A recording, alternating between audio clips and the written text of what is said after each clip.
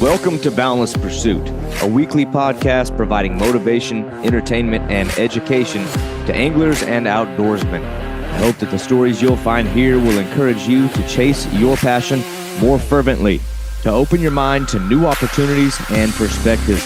Your engagement and feedback is critical to the growth of this show, and I would love to hear your suggestions on topics or potential guests. You can reach me at boundlesspursuitfishing@gmail.com or at my website, www.boundless-pursuit.com. That's where you'll find all related articles, media, and merchandise. Please remember, the show will gain traction from your support.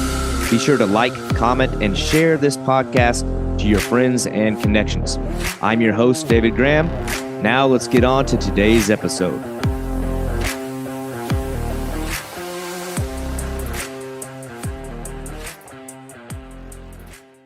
You know, when I moved to Florida some 4.5 years ago, I had a short list of top priority species that I wanted to catch right off the bat. And among those was the bullseye snakehead. Maybe because of some of the parallels that you can draw to my beloved bowfin. The two have some similar looks, but I quickly found that that's about all that they have in common. The bullseye snakehead, as you probably know by now, is a non-native invasive species of fish that lives in South Florida that is native to Indochina, and it rose to prominence in the media in the early 2000s as a destructive monster fish that would just eat and consume and kill everything in its path. But, you know, you fast forward some 20 plus years later, and most of those myths have largely been dispelled as massive exaggerations of the truth, or just flat out not true at all. But my guest today was there at ground zero, chasing these fish from the very beginning. He's a 7-time world record holder for the species, and he's become so prominent in the South Florida snakehead fishing culture that people literally call him the professor. His name is Corey Nowakowski, and he is undoubtedly the leading authoritative figure in South Florida snakehead fishing. When you talk bullseye snakeheads, you talk Corey Nowakowski. The dude catches absolute monsters, and he has proven more than a half a dozen times to the world that he knows how to do it better than anyone. Now, that's me hyping the guy up, because you're going to find that he doesn't hype himself up. He is as humble and quiet-natured as they come, but the guy is a walking encyclopedia on snakehead knowledge, and he was kind enough to spend over an hour with me in conversation detailing the pursuit of this fascinating species of fish. Unfortunately, my camera didn't work properly during this recording. It doesn't really matter, though. The backup was running. Doesn't matter. The audio is just fine, and that's all that matters. So without further ado, this is Corey Nowakowski of Florida Snakehead and Bass Adventures, LLC. All right, so now it's recording. So Corey Nowakowski, I've been butchering your name for the last, couple years, however long I've been following you. But that's sort of the point of this whole format, is to get beyond this whole living in online text type relationships with people where you never get to know the human beings. So, I don't know. I mean, you're like the guy that they call the snakehead professor, but looking at your page, I see a lot of big bass. I see a lot of big clowns, snook. Seems like there's a lot more layers to you than just the snakehead thing, but you have kind of become like the snakehead guy of South Florida. And that has been real interesting to me. I have only lived here for about 4 years, but when I got here that the snakeheads we have here was like sort of like one of the top ones I wanted to go tackle. And then it seemed like every time I did a basic Google search or YouTube or Facebook or Instagram or anything involving bullseye snakeheads, I kept coming across your photos. So I'm always interested. Like, I see the giant snakeheads that you're catching, these huge fish, but I'm always kind of curious, like, where all that began. Like, where did the snakehead thing start with you? Pretty much. It's funny. I was bass fishing mostly in backyard canal, and just happened to catch one on a plastic worm one time, and I said, "Oh, what the hell is this?" So we went down to the local tackle shop, and we said, "What is this?" And they said, "Oh yeah, it's a snakehead, bullseye snakehead," and so we from there on, we kind of learned a little more. We were catching more and more of them, and over time, just spent time figuring them out, and learning a little bit more about them, and yeah, it was just it was kind of by accident running into them, just like most of these exotics. And when was that? Because I mean, you've been doing this for a while. Like, when did you catch the first one? It was 2001. 2001. Oh my gosh! Yeah. So that was like, I mean, when do they? Because I remember kind of vividly, or maybe more vaguely, because I wasn't really fishing too much in 2001. I was going to be a little kid. I think that was like right when I was just starting to even go fishing. But I do remember like the snakehead craze was like taking over TV, and it was all over the news. The frankenfish, they walk on dry land. They'll snatch your dog and your cat in the middle of the night, but it would seem like it was mostly the northern snakeheads that were getting all that attention. But that was around ground zero, wasn't it? Like, when did bullseye snakeheads even become a thing in Florida? Well, they like the first one that was ever caught or seen or whatever was 2000, but they've been here since the middle 90s. They've been here. They just nobody really knew much about them. They thought they were bowfin or whatever. So, but yeah, it was like early 2000s was really the time that they really started people noticing them. But it took some time for it to be like a sort of a popular thing. It took till I would say probably, I don't know, 2010. Then it really started getting like a popular thing, or not well, people trying to catch them. Let's put it that way. So, but yeah, early 2000s. That was like when people started noticing them. Oh, that's interesting. See, I didn't know when they actually showed up. It's just weird. I guess it's probably because we have so much other weird, exotic, invasive, subtropical creatures up in the. I mean, we got parrots flying around in the air. We got iguanas crawling around on land, and now we got these different fish in the water. So maybe it just was sort of par for the course that now we have snakeheads, and it wasn't as big of a deal as, I don't know. I guess up in the where the northerns are, everything's more classic type terrain, so it sticks out more like a sore thumb. But so yeah, it's interesting it didn't catch on for that long. But I know I was always kind of curious. Were they met with like the same sort of disdain when people first found them here? Like, did you kind of catch heat for like, why the hell do you want to catch those things? Yeah, it was. I mean, it definitely kill them. That was the big thing. That's they say, yeah, kill them if you catch them. Don't put it back. And then there was also that too, where people said, yeah, why would you want to fish for that fish? And it's a trash fish and this and that. And that was a big thing that definitely went on in the beginning. And that's changed over time. Down here, people have you still get people that say, oh yeah, kill them. You got to kill them. That's always going to be that way, but they're starting to become more like popular to fish for now. It's more of I wouldn't say game. Well, yeah, you could say game fish. I mean, there's a lot of people that are liking to catch them more than killing them. So, so they're definitely becoming more popular. I would say the fishing aspect. Yeah. Well, what I always thought was kind of interesting is like when I'm browsing this stuff online and I see like a snakehead photo, I always like, man, for whatever reason, I'm like drawn to the controversy that's around them. It's like, it's like an unhealthy thing to even go to the comment section because you don't want to get roped into one of these ridiculous internet wars. But it seems like it's like there's always that guy or that girl that's got, I don't know. You'd think that they were like this self-ordained minister of what's right and wrong and fishing and why you shouldn't do it.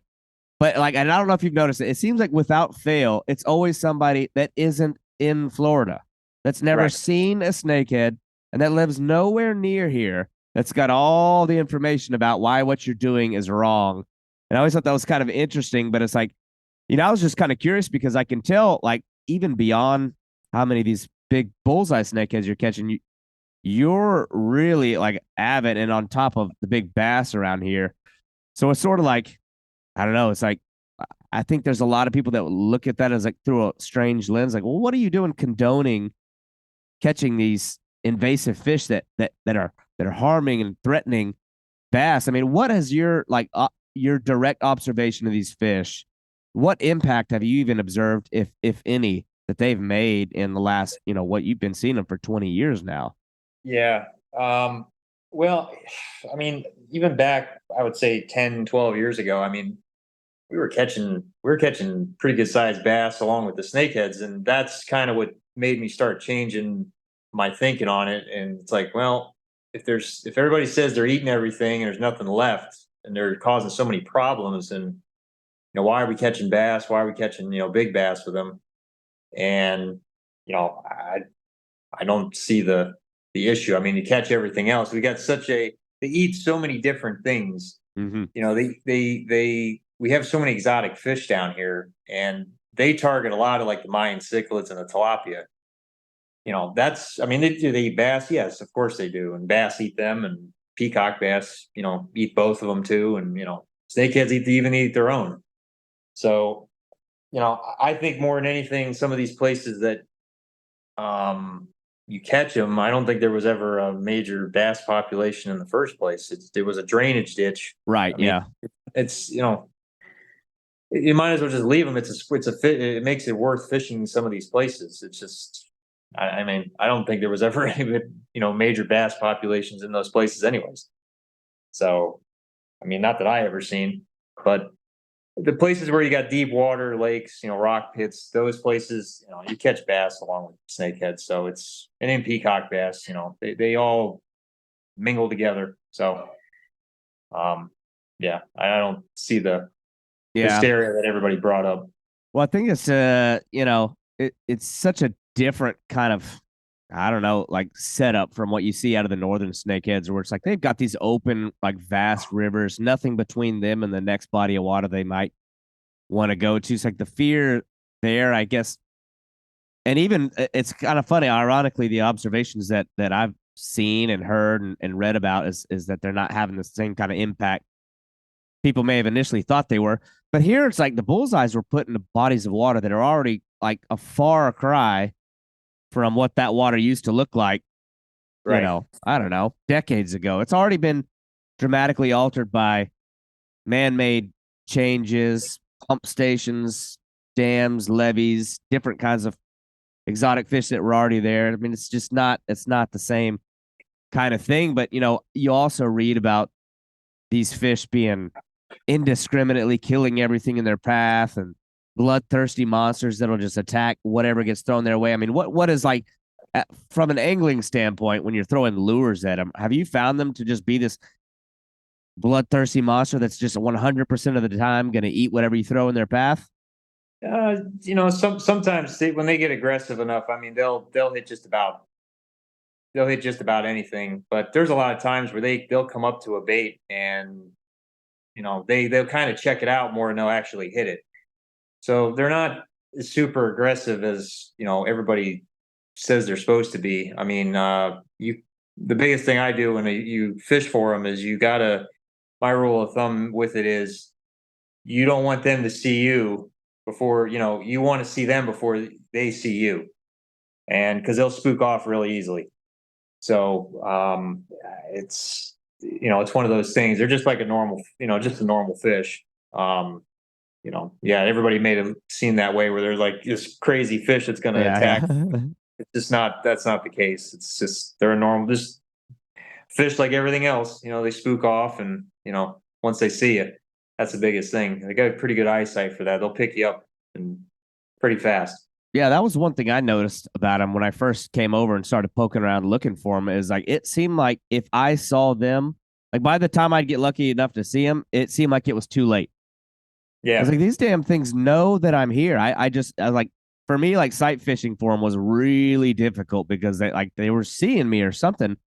But I found them to be, I don't know. I mean, in some occasions, like what you described, it seemed like when they were really hot on the trail of what I was throwing at them, nothing could get in their way. But more often than not, when I come over there, I'm still so envious when I look at your page and you're like, oh, caught 40 today. I'm like, what the shit? Like I go over there and I'll struggle all day to get one. So it's definitely something I'm still trying to crack the code on. But they really like crushed this perception that they're these like murderous killers real quickly, at least with me.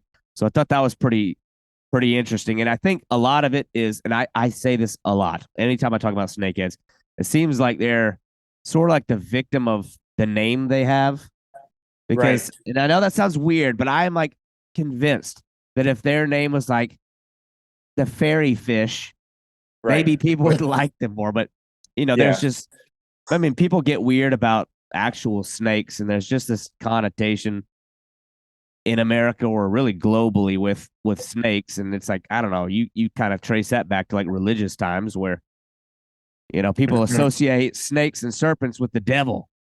So when Right. you talk about Snakehead, they already got to overcome that terrible name, much less all the bad press that came of it. But Yeah, I've had people that have said, "Oh, what are you catching snakes?" And I'm like, "No, it's a fish. It's just got the head of a snake. That's the thing. That's where they get the name from." So, yeah, it's people get kind of weary with that when you talk about that. That's for sure. right. Well, it's an interesting topic. I know it's like every time I kind of go down that, not around in Florida, where like to your point, it seems like people are much quicker to like accept new things, and it's like now it's just a new opportunity to try a different kind of fishing. But I always have to like preface these conversations with the outsiders. It's like, listen, I'm going to tell you about how awesome these snakeheads are, but don't misconstrue that with me like condoning the spread of invasive fish. It's like you Right. get like tagged with these things. You have to sort of like brace for impact anytime that you bring up the very name snakehead or post a picture. It's like, all right, well, let's see how long it is. Where's my guy? Because I know, oh my god, Yeah. here they come. Yeah. Um, but it's an interesting topic. I know we don't really get that as much down here, but I have been lucky enough to go up and catch the northern snakeheads as well, which seem like Nice. I mean, they get bigger and they look cooler. And I don't know, it's my anecdotal experience. I feel like the bullseye snakeheads are just they're just a stronger fish. They seem way more efficient than the northern Yeah. snakeheads. I don't know if you've heard that from the guys that like, I know you run in those circles with the snakehead guys, but I don't know. I feel like our snakeheads down here are just way more badass. That's everybody that the guys like clients that I've taken out. I've taken guys from up north and fishing for the northerns, and they they've said the same thing. They said, yeah, the bullseyes, they fight harder than the northerns. Just whether it's the length, whether it's they're shorter fish, the northerns, and they're fatter. They just the bullseyes seem to fight harder. I haven't caught the northerns yet. Hopefully, I will be able to. So hopefully, maybe this year or something. But yeah, that's what everybody keeps telling me. So seems to be a Yeah, for pattern. sure. Well, it's like, the northerns, they get big, but then it's like the bullseyes that you're catching are really, really like long, and they're Yeah. substantially bigger than any of the ones I've caught. I mean, I've seen some big ones, but like you have got those things so dialed in that it's like, I don't know, you're sitting on top of that mountain. But I know I just jog my memory here. You were on like a TV show a while back, weren't you? I could have swore I saw you. Was it Zeb Hogan? Who were you with? Yeah, yeah, it was the monster fish, the Nat Geo, with Zeb Hogan. Yep, that was the one. Now, how did Yeah, that was that a few years ago. transpire? It was interesting. They came in probably one of the worst times of the time of the year you could come when it was we had a pretty good cold spell, and so it was during January, and I said, yeah, it's we got a little bit of a warm spell, so it's maybe a decent bite. So we ended up catching them. We had to, they were deep into trees and stuff, so we had to really flip them out of the trees, and using a flipping technique, and he had a hard time with it because he's not used to fishing that way. So Yeah. but we ended up getting them. I know the biggest one we got was 9 pounds. So it was it was like Oh great, yeah. like at the last. I think it was it was the last fish of that one day that we were filming. So yeah, it was because that's the winter time. It's like we're in now. It's a tough. It can be tough. You really got to change. You got to vary your tactics because top water you can't just use it all day. Or, you could get some, but it gets difficult. Yeah. getting consistency with the bites. So, but yeah, it was fun to do. I try to kind of, they were really onto the snakehead thing being a problem, and I was kind of like trying to say, well, it's not that big of a problem, but Right. Right.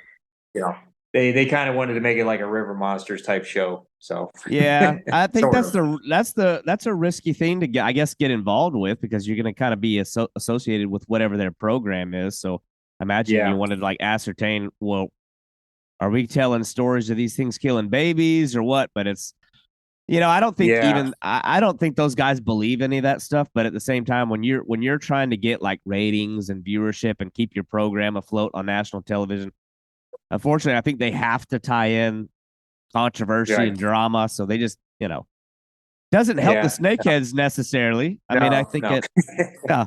it puts them on No. the radar a little quicker, but it's interesting. But yeah, it's kind of funny. Like, I mean, I know a lot of guys, myself included. I haven't done much else other than throwing frogs, but I noticed, and just looking through your stuff, you're using a lot of different kinds of tactics, and you've taken a much more like refined approach to figuring them out. Because I'm still at that level with my snakehead fishing, where like, if the frog doesn't work and like bombing long cast parallel to the bank aren't Right. working, I pretty much I don't know what to do. I just check out and I just go home. But like just kind of walk me through some of the tactics that you use. I don't know, during different like if it's a rainy day or a cloudy day versus like, bluebird sky, or if it's Yeah. I whatever. mean, yeah. I mean, the cloudy days. I mean, that's the top water is always my thing. That's always the best. Unless it's like this time of year, water's cold. You want to.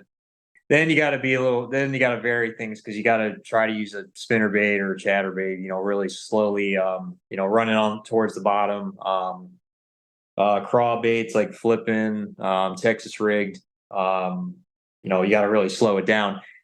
Summertime, you could use frogs most of the time on that, overcast days. And it's when it comes to bright bluebird sky days, that's again, you got to slow it down. You got to try to find cover. You got to, that sort of stuff because they're going to get up into the, trees, heavy weeds, because they're ambush predators and, they're going to, I mean, even a hole in the bank. I mean, they'll tuck themselves up in there and, wait for something to come by.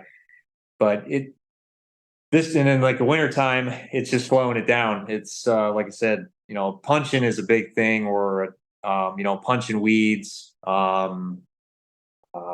Texas rig, craws, any sort of creature baits along the ledges of canals, lakes.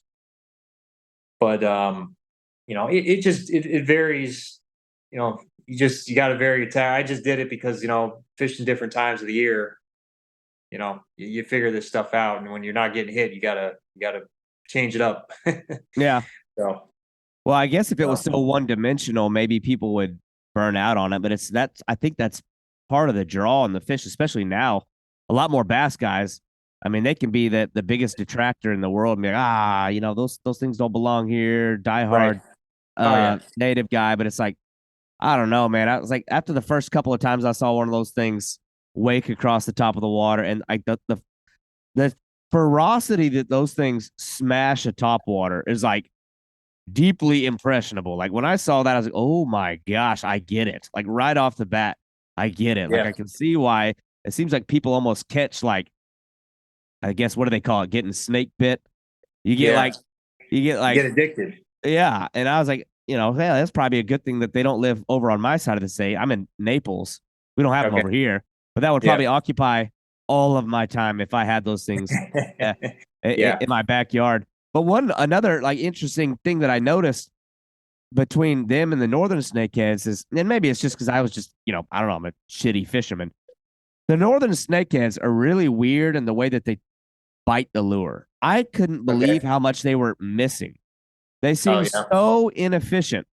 It was like they'll bomb up the same way up to like a frog, but it Yeah. almost seems like at the last second they stop and then bite.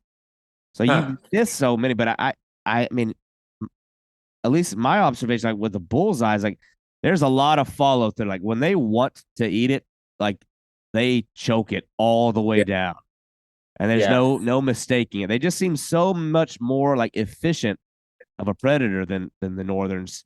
Which I don't know. My experience with them is that they're almost kind of stupid. It's the Right. same. It's the same excitement in the way that they smash the top water, but it's like I don't know. There's just they are not very similar fish. There's some parallels, but it's definitely a different world. Yeah, that's guys have told me. They said they can, they'll miss a fish and they cast like 3 or 4 more times, and the fish will actually hit it that many times. The northerns, and like wow, because the bullseyes here, Yep. it's one and done. If you don't Yep. get them that first time and they feel that hook, you're done. You're not going to get them again. For who knows how long, but in a day's time, yeah, you're done. You're not going to get them. Yep. So it's interesting that that those northerns do that they miss that many times. It's really strange. Really Yeah, weird. it's definitely different. I know they can be similar to where if you miss it, you're not going to get them again. But I mean, the first time I've only gone up there and done it, I don't even know, 3, 4 times. And the Right. first time I did it, like there was one fish I must have casted to it 5 times, and that just shows how terrible I am at sealing the deal on the bite. But like it kept coming back after the frog. So I'm like, I noticed the same thing with the bullseye. It's like, well, if you miss them, you better keep on walking. Like keep moving. Yeah. You're done. But that's interesting. But I know I am still sort of doing it. I've been hauling my canoe over there a little bit, like dropping small Okay. watercraft in there, but I'm still kind of sticking to the banks. But you've gotten to a point now where you're kind of launching, looks like a little small John boat and a trolling motor, but that thing's Yeah. giving you a hell of an edge. I mean, what's that done for you with your numbers and just finding more fish? Yeah. No, it's you get into areas that I mean, most of the time there's people that they fish a lot of the places that I fish. It's not like I fish private places or anything, but some of the places that I go with a boat, yeah, it's difficult to get to. So you're going to get to some fish that they see pressure, but they don't see it as much as most other places. I mean, I throw it in anywhere, easy places to difficult places. But yeah, it helps big time with the numbers and getting the bigger fish.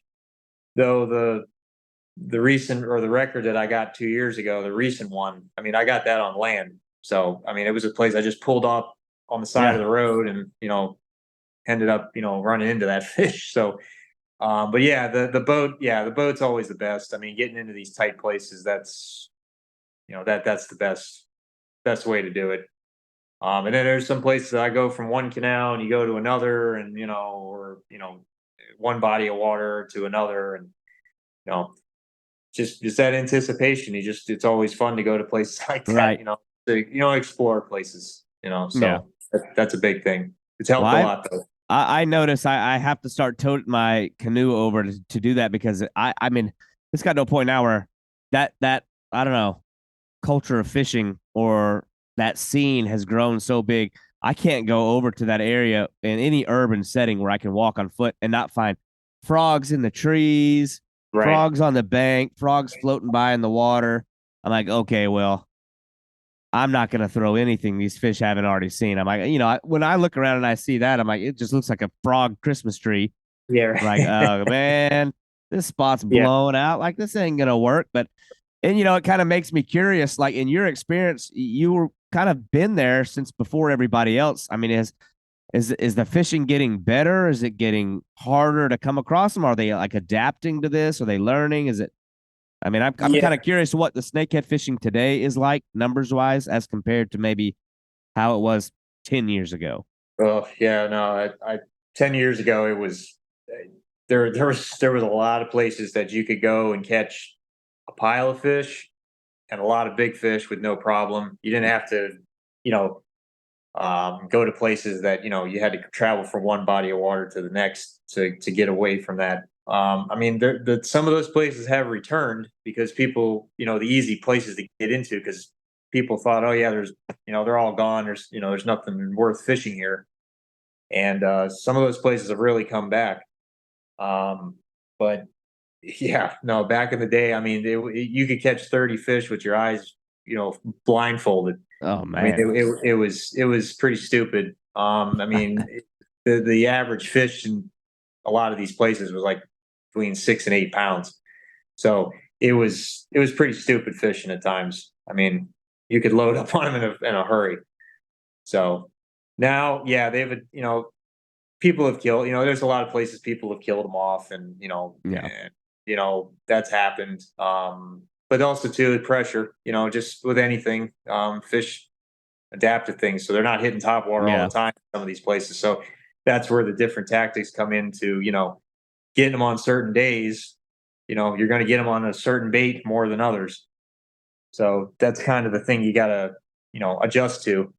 But yeah, there's places that, I mean, you could drop it in, you could pull right up, drop it in, and they've come back pretty good. But yeah, but now there's places too that I find them. I'm finding new places for them too. Of course, so which you always have to. You can't keep hitting the same place all the time. So, but yeah, it was pretty crazy back in the day, though. It was pretty stupid. Yeah, that's the other side of the thing that I thought was kind of interesting is, I think they were sort of pitched as this fish that's going to rapidly spread and just move out and cover the entire, bottom part of the entire state in due time. But have you really noticed a big expansion of their range? I mean, it's been 20 years, or have they kind of stayed sort of still? Yeah, they've expanded, but a lot of the expanding is because of people moving them. They've been transporting them. Yeah. So they haven't blown up like the peacock bass, because I know they've got hit this winter, but I mean, there were peacock bass and all, Naples and Fort Myers and, all sorts of crazy places they weren't really supposed to be. And right. But the snakeheads they've moved around, but they haven't expanded quite like a lot of the other exotics down here. Yeah. So a lot of it's because, like I said, transportation from people moving up to their areas. They don't want to drive down, just 30, 40 minutes, but there's probably places that, who knows, that they're probably in now, that I don't even know, because people put them in their private lake or something, Yeah, that's a good point. That over here. So that's a possibility. I could definitely see that. I could too. There's no doubt. I know some of the younger guys are doing weird stuff like that and trying to have their own private little stockpiles. Yeah. Exotic fish, but yeah, they're getting pretty close to, if they're not already there, they're already down in Miami. They're pretty close to it as it is. Yeah. I rarely go down there too much anymore, but I'm sure they're down there. So it is what it is. Well, what's interesting to me is that it seems like there's one main dike between them and just the bigger picture of the Everglades as a whole. Yeah. And it's I mean, one bump of land is between them and the Everglades. And I know that's kind of been the big prevailing fear that, if they get to the Everglades, it's over. I mean, I've got to believe those things have gotten in there by now, and you're not really seeing it. I don't know if it's going to take a while, or it's just not happened, or some other natural barriers keeping them from proliferating in there, or what. Yeah, and it's amazing they haven't they haven't gotten in there already. I mean, I know some of the spillways that kind of separate the two. They're not really free flowing. So I know usually if you got a free flowing, way of them getting in, that's how they spread, real quick. But I'm surprised nobody's just put them over the levee and just put them in there already. I'm kind of surprised by that, but yeah, they haven't spread in there. I fish out there quite a bit, the Everglades, and I mean, I've had people telling me they have caught them, but most of the time it's a bowfin, something like that. Or I'd never get a picture from anybody, that's the thing. So no, I've seen that too. That's always kind of funny. I've run across a couple YouTube videos and a couple of pictures of people holding a bowfin, or they see a bowfin swimming by. Clear as day video. And it's saw my first snakehead today. But yeah, no, that's real interesting to me though. That and it's kind of weird, and I know I keep kind of contrasting it with the northern snakehead, but that I don't know, that dichotomy is real interesting to me, the difference between the two. But the northerns is kind of fascinating. It's what I've read is when they're very first new to an area, they explode in population. And then when everything else that lives in the river kind of acclimates to their presence, they start kicking their ass. And then all of a sudden, like the population start disappearing. So like it's almost like they have blooms, but they never seem to like. It's like the areas where they've stayed they've been in the longest. Right. They're just few and far between. But it's like when they get to a new body of water, it's like they explode real quick and then die off. But I remember, when I've gone up there, I mean, you're nailing bass left and right. We were catching bass that were spitting up snakehead fry, and it makes sense because, in my opinion, like our largemouth are a way more efficient predator than those northern snakeheads are. Like, I mean, when they're moving, like especially the younger bass that are moving in schools, and now they're like patterning that they can easily just bulldoze through the parents that are protecting these fry balls, and it's just become another meal source. I mean, they're associating the snakeheads with like an easy meal. They're eating the hell out of them. Yeah. Yeah, no, I mean, I've seen that down here plenty of times too. You get, during the spawning season, the snakeheads, when they're spawning, and you get the bass, they're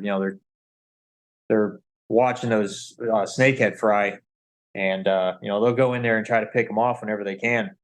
So I've seen that plenty of times. I mean, I've seen them, they're fighting each other, trying to, fighting the bass off, trying, before they can get in there to snatch off the young. But that's. The bass are, they're a predator fish, so they're going to do whatever they can. Oh yeah. So they got that big mouth for a reason.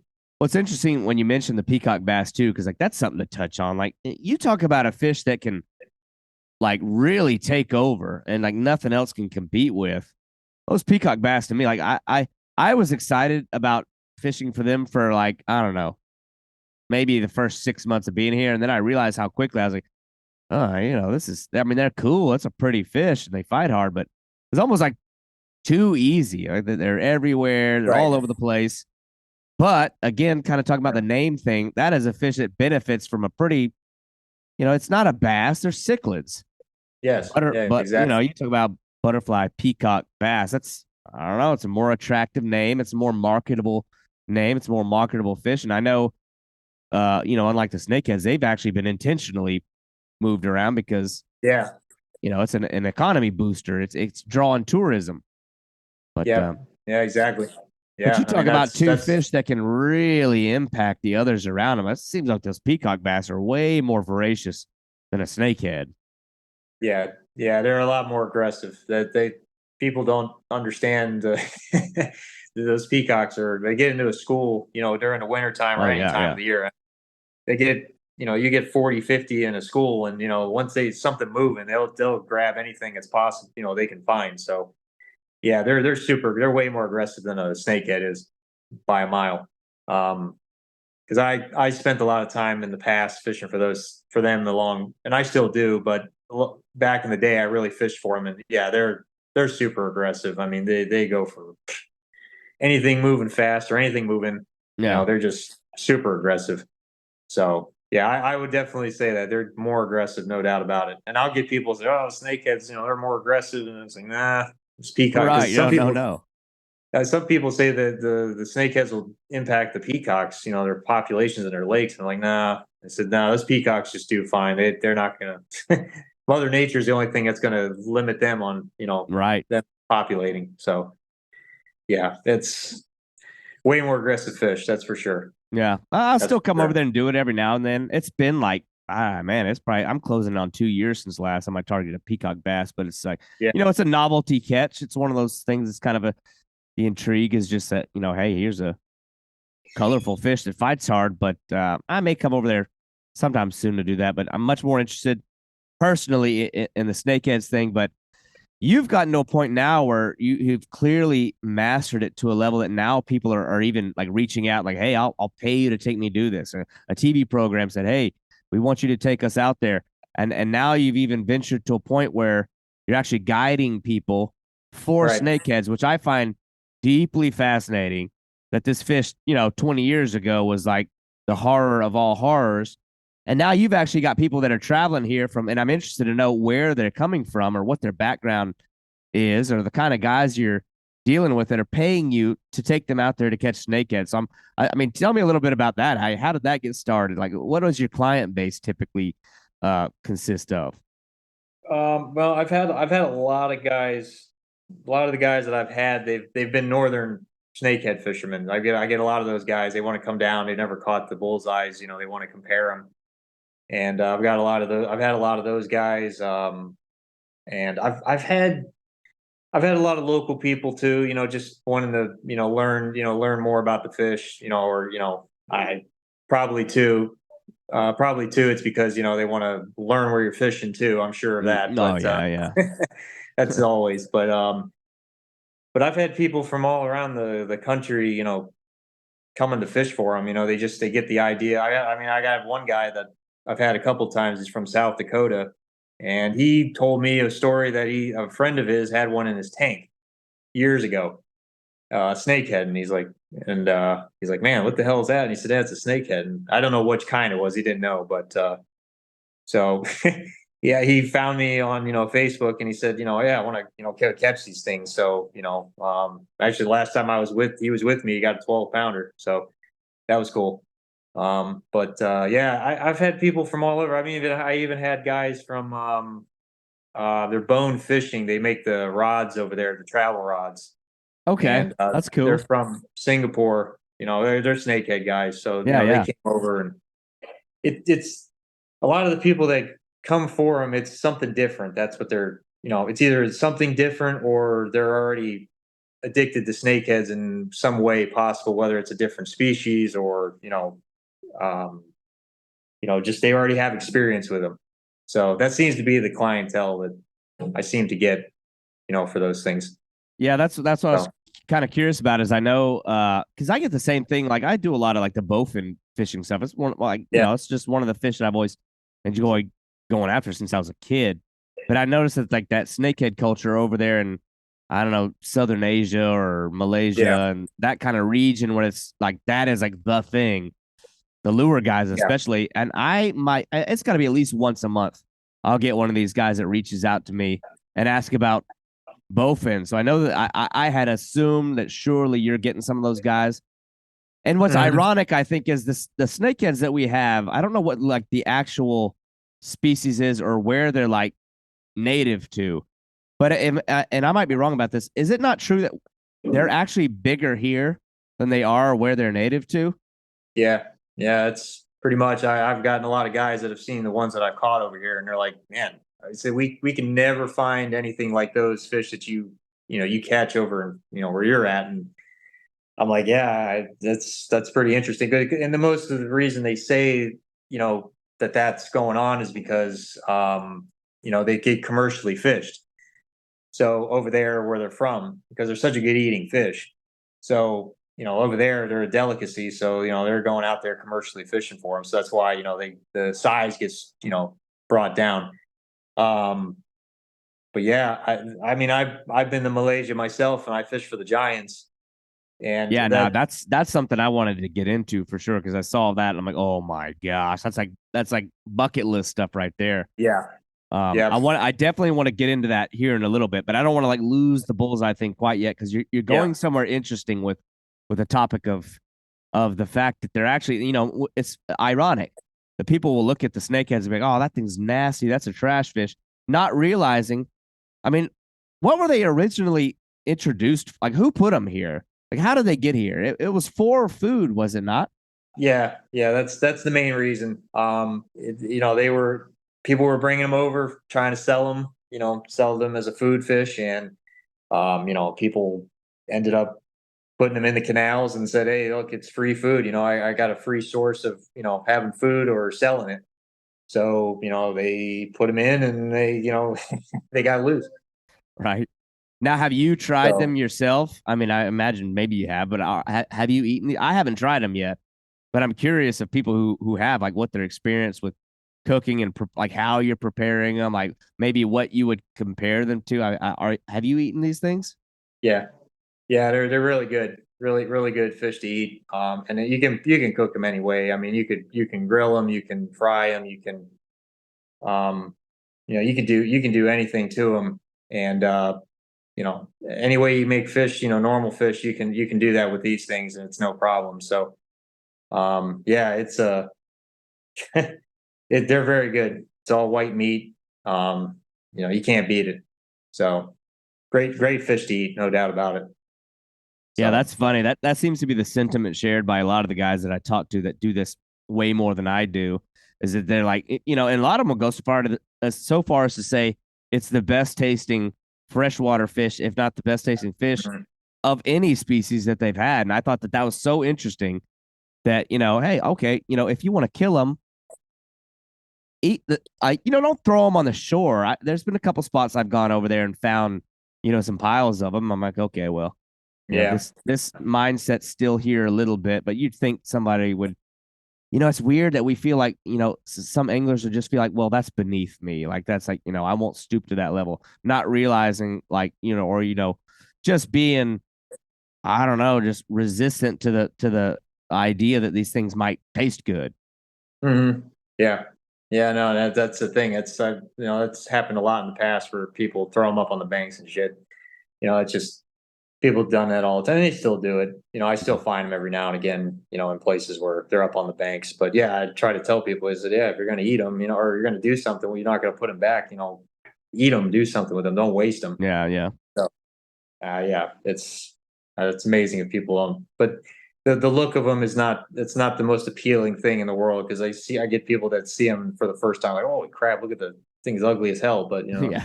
it's a good. They're good to eat though. That's for sure. So, no doubt about it. Yeah, that's interesting. Well, those things, it's clearly something you've got dialed in. I know it wasn't too long ago. I was watching a video. You were with, I don't remember the guy's name. I've seen him. He had some video go mega viral with an alligator gar that he caught. Oh, And, yeah. yeah, Peyton. yeah. And so that one was interesting. There was one part where you literally like called the shot. You're like, oh, cast right over there, like 2 inches to the left of that stick. And it was Right. just like automatic. I'm like, that is nuts. But I mean, I guess that comes with dialing these things in for 20 years. But Yeah, it's and it's also too, it's when you're out there, you gotta use your because I try to tell people, you gotta try to use your eyes as well. You gotta kind of like be a step ahead of them. So if you're using a bait, whatever you're using, and you're kind of looking around for like your next cast, but you're trying to you're trying to stay a step ahead of them. So if you see something where you can see the fish or you can pick up on them, you know, before your next cast or whatever, before they see you, that's the biggest thing. It's just being aware of your surroundings. That's how you pick it up. So it's just it's experience. It's time on the water. That's the biggest thing. You pick these things up the more time you're out there, and you understand them. yeah. So just it's the way it is with anything, with any fish. So Well, you've clearly got that one dialed in, and it's I don't know. I think your name at this point is sort of like tied to that fish. But I do want to touch on, I saw the trip that you took to Malaysia for the giant snakeheads. Not like that's one like especially I have a lot of personal interest in because it's one that I really really want to go experience. Like I mean, how did all that come together? Like what was that experience like? yeah, a friend of mine that goes. He does a lot of trips overseas, and so he does that every now and again. He hasn't done it in a while, but he did it, and the opportunity came up, and I wasn't going to, but I said, nah, what the hell, just go for it. Was it Go. Corey Silas? He was a part of it. It was actually the guy's name is Scott Nelson. Scott Uh, Nelson was going to be the other one I asked about. yeah, These are all guys like not to sound like an internet creeper, but I'm always like watching these people that run in these communities and just kind of watching what people do. They're all people that are ironically on my list of people to reach out to see if we'll come right. on to this show. But yeah, sorry. Anyway, I feel like I interrupted. I was just like No, I no. had that question in the back of my mind. I'm like, I wonder who kind of set that whole thing up. Yeah, no, that was Scott, and then Corey was as well, and then we had a few other guys that tagged along as well, and yeah, that was my first trip actually international fishing, so that was a hell of a trip to go, because we went to Thailand and we went to Malaysia after that. We were in Thailand for 2 days and in Malaysia for four, and we fished Lake Temangor, and we you know we caught that fish and or we went over there and hang on one second. Yeah. And so we went over there, and the trip was let's see, it was 23 hours completely. We went from JFK to Dubai, and then Dubai to Thailand, and then, like I said, we were in Thailand for 2 days, and then we went 2 days, and then we took like another hour and a half flight to Malaysia. We fished Lake Temangor, and then for about 4 days, and the bite was tough over there because the thing we were doing was we had to sight cast them a lot. Yeah. You would wait for them to come up for air, and when you would do that, you'd have to make this long, accurate cast, and you have to kind of lead the fish so you wouldn't spook them.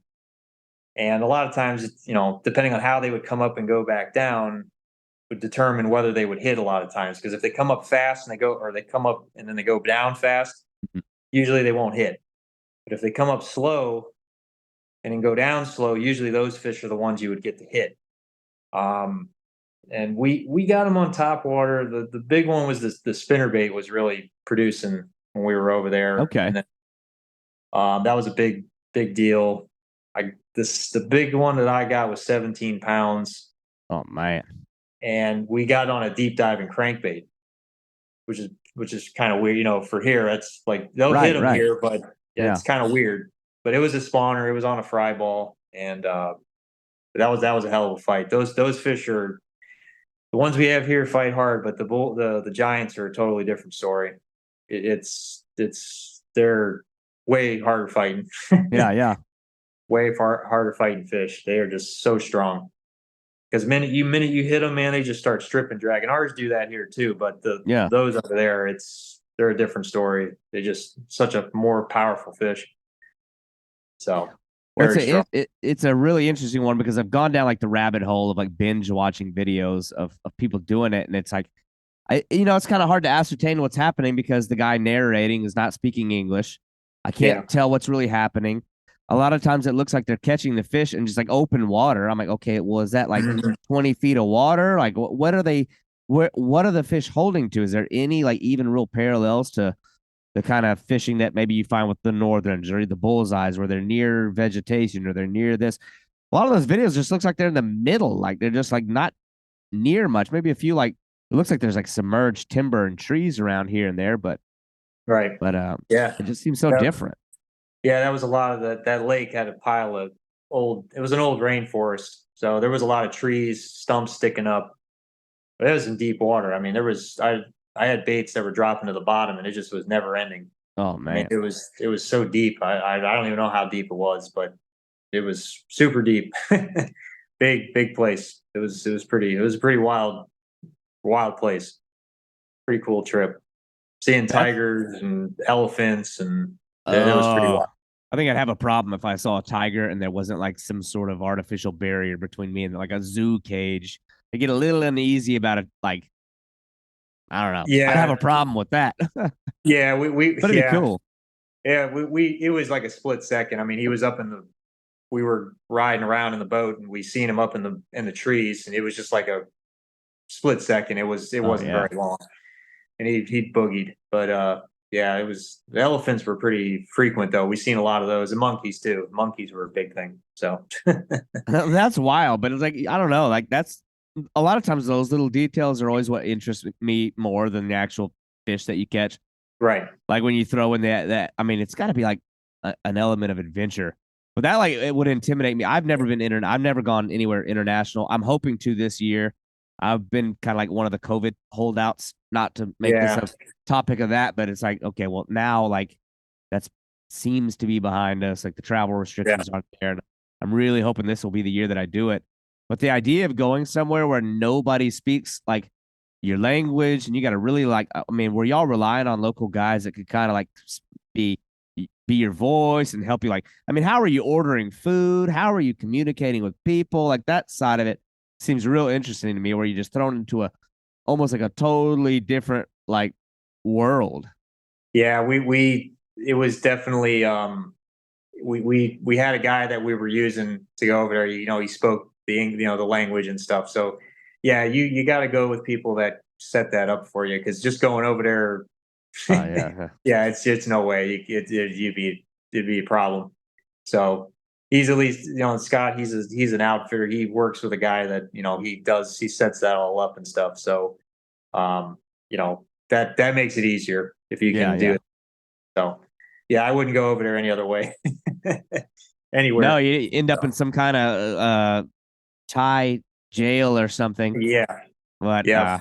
no, Yeah. yeah, I I saw would. those pictures. I was like, man, and it's what and I know you enjoy yourself with these bullseyes, but the photos of you holding those giant snakeheads is like your smile is like different than the Yeah. fish that you're holding here. You're holding like these world class bullseye snakeheads, just stone cold expression. But like Yeah.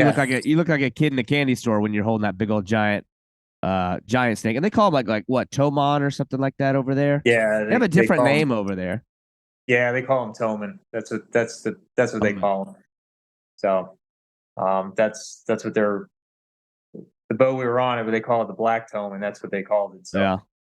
Well, anybody but that's listening has got to like do a quick Google search of these fish, like giant Toman, giant snakeheads, any of that, because it's like, I mean, you talk about like a really pretty fish. It's weird that they blend like that monster look.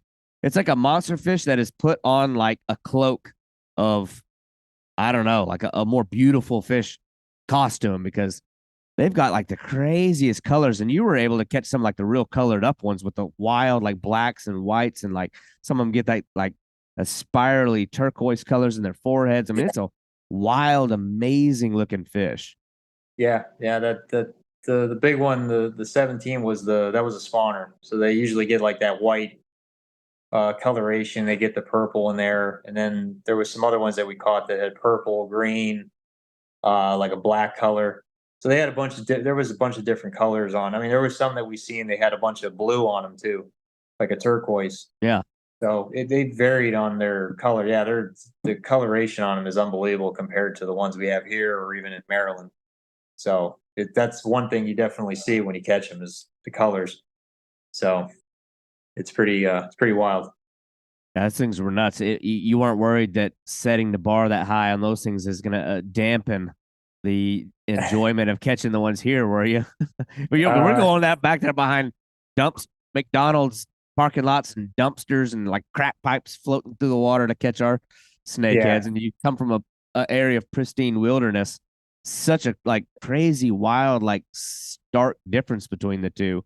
Those like yeah, those kind of things always interest me, like the total difference. Even with the northern snakeheads, it's just like it's such a different like world of fishing. But I would be like, man, I'd be scared. I'd come back home and not be able to find the enjoyment anymore and on the home waters. right. Yeah, yeah. No, it's I don't know. I enjoy doing it all. I mean, I mean, it was just good to go over there and do it. I just to go try it. Yeah. That's a big thing. And um, yeah, I'd love to go do it again. But I don't know. I Since COVID, I haven't traveled or done anything like that either. So I don't know if I'll ever or whenever I'll do it again if I ever do. But yeah, it was definitely fun to do. There was no doubt about it. But nah, that the ones we have here, I always enjoy fishing for. It's just those bigger ones they fight like hell, so they're Yeah. they're always fun. It doesn't dampen it at all for me. Well, that's good. I just think it's funny that like instead of just knocking off the northerns, like right, you just went ahead and went straight for like the biggest, baddest kind there are on the planet. This is Yeah, funny. It's funny you knocked that one off before the northerns because it's such a like a low hanging fruit, really, that species of fish. But they're cool. But I don't know. Just to get back to the bullseye real quick, like because we didn't touch on like you've been lucky to catch like not just big ones, but actually like world record, like biggest of all of them. Like, how many times have you broken the world record? And are you just simply breaking your own record every time? yeah. It's I've done it. See, 7 times. So yeah, I when I caught it the first one back in 2012, the previous record was in Thailand. It was 11 and a half, and then mine was 12, and then it was 12 and a half, and then 13. So the bigger ones that I kept getting these bigger fish and just kept breaking it. So Yeah. uh, it just it's kept happening. So it was constantly. And then I had it at 15, and then there was a young guy who caught one that was 2 ounces bigger, which is the IGFA, which is the IGFA recommendation to beat a record is by 2 ounces. Mm. So then a couple years went by, and then I happened to I got it again. So it was 15 and a half. So how big they'll get, I mean, I think I think the max out limit for them here is like 16. I think would be the biggest. Yeah. I don't think they get any bigger than that unless it's behind somebody's house that they're feeding them or something. But yeah. I mean, like, how long is a fish like that? Because it's the body length is what really like catches me by surprise. How long these freaking things are. But a 15-pounder's got to be 4 feet long. I mean, how big are they? They one that size. Well, the ones that I've caught, they've all been at least 40 inches long. Oh man. So the 15 and a half was 40 and a half. I'm sorry, almost 41. And then the other ones were, well, actually, yeah, one was 40, and then the other one, which was only 15, it was 42 inches. That's the longest one I ever caught. So yeah, they get up that size, or at least 40 inches. So 39, 39 and a half. So yeah, they get long. They're longer than the giants. The giants are kind of like the northerns. They don't get very long. They're kind of short and stout. So ours are just they get wide, but they're mostly long. That's the big thing. It's like they're like flat. That's what's yeah. I always struggle to make mine. Like, I feel like they look so much smaller in the photos. I'm like, damn it, because I'm holding them sideways. It's like holding a flathead catfish. You kind of have to show the broadness from the top of the head view. Yeah, but, or if you can get the fins to flare out, that really gets it looks good. It makes them look good as well. So, but yeah, it's cool. It's cool. It's a cool deal. Well, I know you're doing a lot of the clown knife fish too. That's another one I've been interested in, but I haven't been able to get them on anything other than live bait. Are you throwing lures and getting them too, or are they like bycatch while you're snakehead fishing? Sometimes it seems like you're pulling them and the snakeheads and bass and peacock bass all in the same day. That's pretty interesting. Yeah, there's some places that I go where you get all the species. You get peacocks, you get clown knifefish, you get largemouth, you get snakeheads. The clown knifefish usually, I've caught them on our live bait. That's probably the only fish you'll ever see me use live bait for. Because everything else, I don't need to use it, but I do use artificial for them. I use like suspending jerk baits, crankbaits, shad wraps, X wraps. But it's a really tedious process. You got to really be patient about it. It's sometimes a lot of the hits you get are on the pause. So if you get it in that depth that they're at, a lot of times you got to slow it down because they got that weird body. Right. So a lot of times they're not like most fish where they're fast, but they're not gonna it takes them, they kind of eye up stuff and then they kind of like zoom, like jolt at it. Yeah. So it's a lot of the hits I get on it on artificial, it's on the pause. That's a lot of the strikes. That's interesting.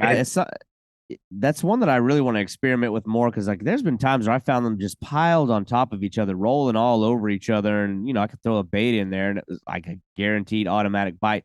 But then I'll sit there and throw like a little small hard plastic or a little paddle tail, and it's like they just ain't eating. They're not biting it. I'm like, what in the hell?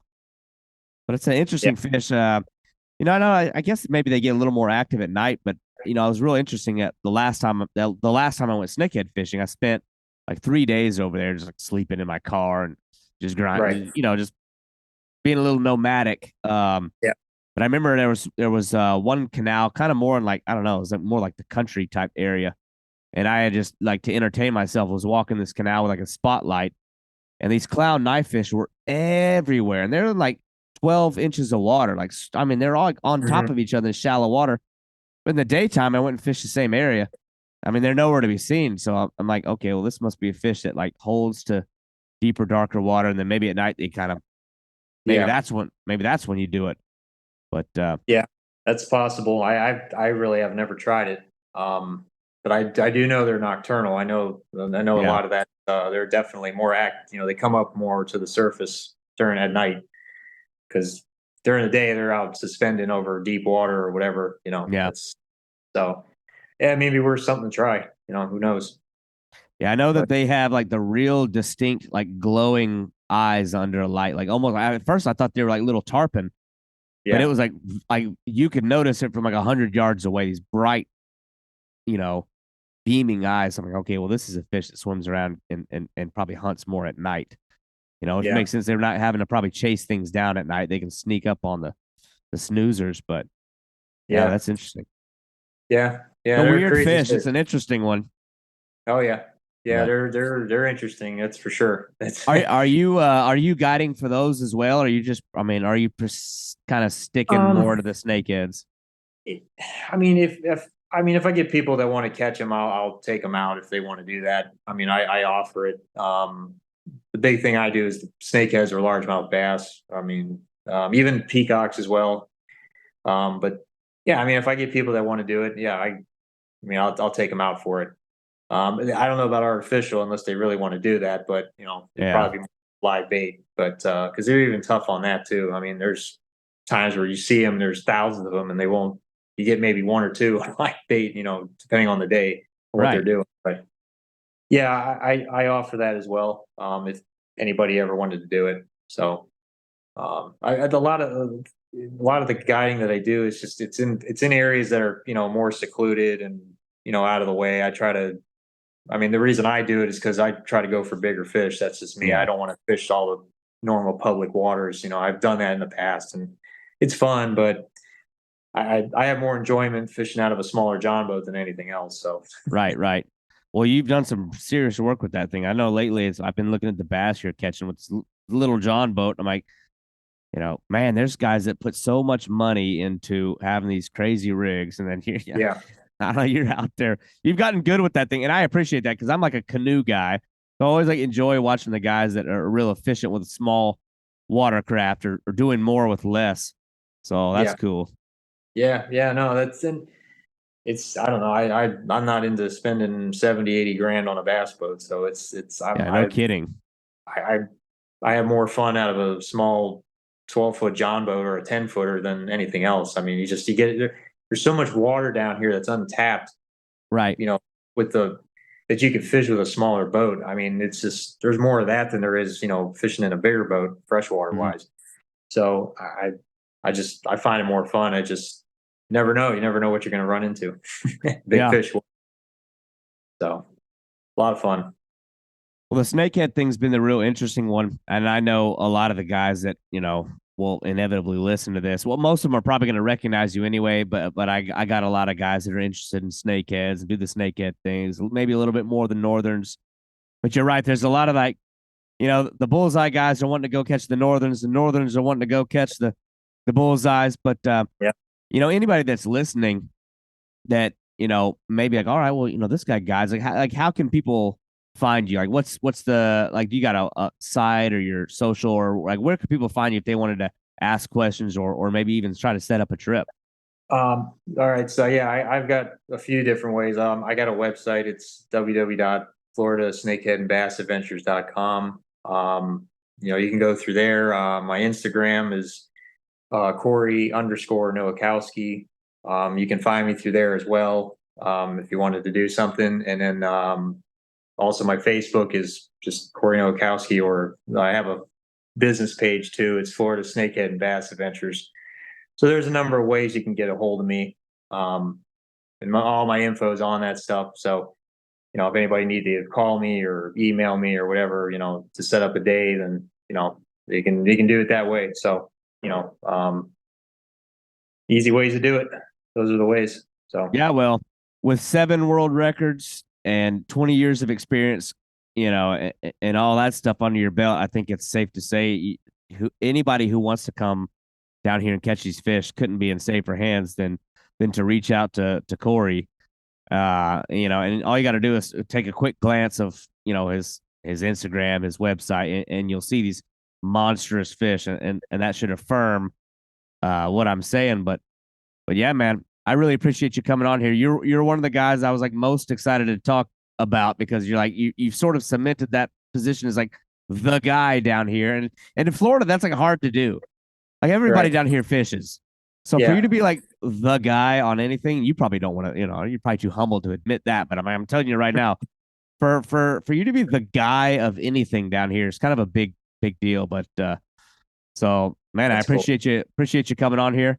I hope people learned a little bit about you and a little bit about the snakeheads we have. Sometimes I feel like the Northerns get a little more of the glory than our fish down here, but I'm telling you, they're just as exciting, if not more, probably in different kinds of ways. But yeah, if y'all want to come down and pretty much guarantee success, you got to reach out to Corey, check him out.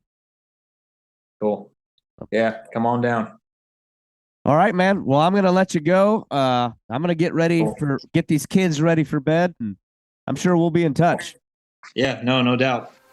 Thank you for listening to the Boundless Pursuit Podcast. If you enjoyed this show, your feedback, comments, and reviews are very important to me. Also, this podcast is just one element to a much bigger content outlet. I urge you to head over to www.havrodswilltravel.com, where you'll find audio, visual, and written editorial content. That is 3 dimensions of awesome fishing content brought to you by a very dynamic team of anglers. I hope that you'll tune in next week as we continue to build this program and have interesting and skilled anglers each Thursday. Thank you for listening.